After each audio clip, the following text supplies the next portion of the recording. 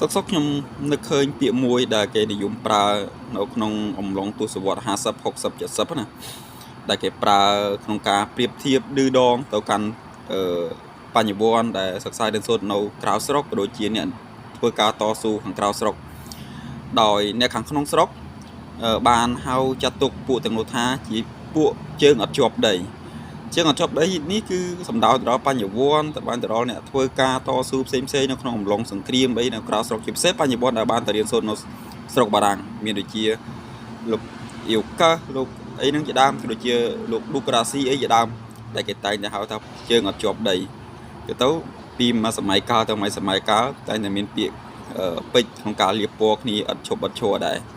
ហើយជើងអត់ជាប់ដីនេះខ្ញុំជួបនៅក្នុងសភៅលោកតាវ៉ានីកុននៅក្នុងសភៅប្រវត្តិសាស្ត្រលោកហើយបងប្អូនអាចចូលទៅស្រាវជ្រាវអានបាននេះគឺជាការប្រៀបធៀបរវាងសម័យនោះទៅកាន់អ្នកដែលតស៊ូ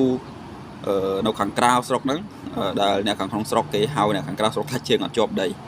ហើយបញ្ញវន្តដែលគាត់មានចំណេះដឹងពិតប្រាកដហ្នឹងគឺគាត់ពិបាកក្នុងការចូលស្រុកពិបាកក្នុងការធ្វើការដឹកនាំប្រទេសមែនទែនបើមិនយើងអានប្រវត្តិសាស្ត្រលោកតាវ៉ានីកុនហ្នឹងណា